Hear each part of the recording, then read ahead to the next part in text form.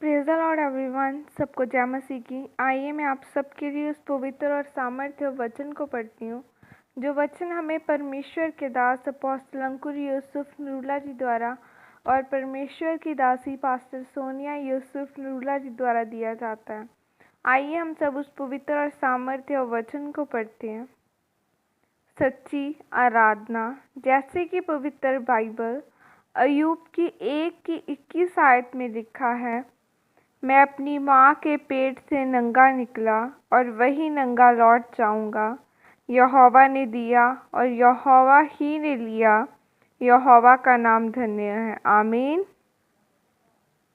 मेरे प्रियो, जैसा कि बाइबल में लिखा है कि हर हालात में परमेश्वर के नाम को धन्य धन्य कहें। धन्य कहने का मतलब है कि परमेश्वर की आराधना करना। और परमेश्वर की आराधना हम सिर्फ सुरों में गाकर नहीं करते। आराधना करने का मतलब है कि हर समय जब हम परमेश्वर की हजूरी में जाएं, तो हर एक विश्वासी अपने दिलों को खोलकर परमेश्वर की आराधना करे। बाइबल में जितने भी नायक हैं, जितने भी परमेश्वर के दासों के बारे में हम पढ़ते हैं, उन सब ने अपने जीवन की हर एक परिस्थिति में परमेश्वर के नाम को धन्य कहा। जब हम अय्यूब के बारे में पढ़ते हैं, तो जब उसके पूरे शरीर पर जख्म हो गए, जब उसका पूरा शरीर रोगों से ग्रस्त हो गया, उसकी पत्नी ने उसका साथ छोड़ दिया, उसके बच्चे, उसका व्यापार सब कुछ खत्म हो गया, तो अपने दुखों में भी उसने परमेश्वर के नाम को ही धन्य कहा। इसलिए जो कुछ उसका खत्म हो गया था, परमेश्वर ने उसे दोगुना उसको वापस किया। दूसरी तरह के सच्चे आराधक वह हैं जब सारे रास्ते बंद हैं, कुछ भी दिखाई नहीं दे रहा कि कहाँ जाए, तब भी वह परमेश्वर के नाम को ही धन्य कहते हैं। तीसरी तरह के आराधक वह हैं जिन्होंने अपनी गवाही को ले लिया है और अपना जीवन सुख और आराम से व्यतीत कर रहे हैं, और अपनी गवाही पाने के बाद भी उन्हें परमेश्वर का साथ नहीं छोड़ा, और परमेश्वर का धन्यवाद करना, उसकी आराधना करना, उपवास में रहना, पवित्रताई में रहना, परमेश्वर की आज्ञाओं को मानना उन्होंने नहीं छोड़ा है। जब एस्तर को परमेश्वर ने ऊंचा किया और वह रानी बनाई गई, तब भी उसने उपवास रखना, परमेश्वर से प्रार्थना करना नहीं छोड़ा।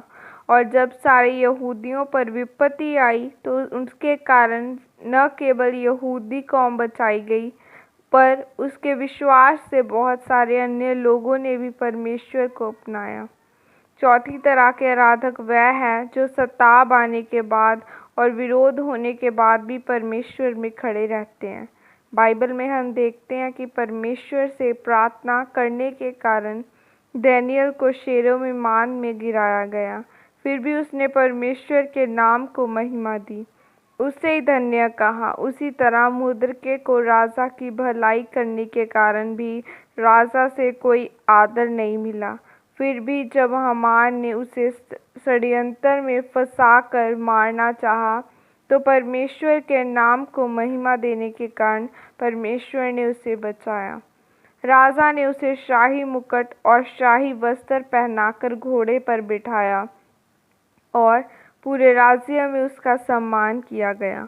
इसलिए अगर आपके जीवन में भी कोई शर्मिंदगी, परीक्षा, बीमारियां और श्राप हैं, और अगर आप उनको तोड़ना चाहते हैं, तो परमेश्वर के सच्चे आराधक बन जाएं। हालात चाहे कुछ भी कहें, हर अच्छे और बुरे समय में परमेश्वर की आराधना करें, तब देखें कि परमेश्वर सर्वरग की खिड़कियों को खोलकर कैसे आपको आशीषित करता है। प्रभु यीशु मसीह के सामर्थ्य नाम में मांगती हूँ, आमीन।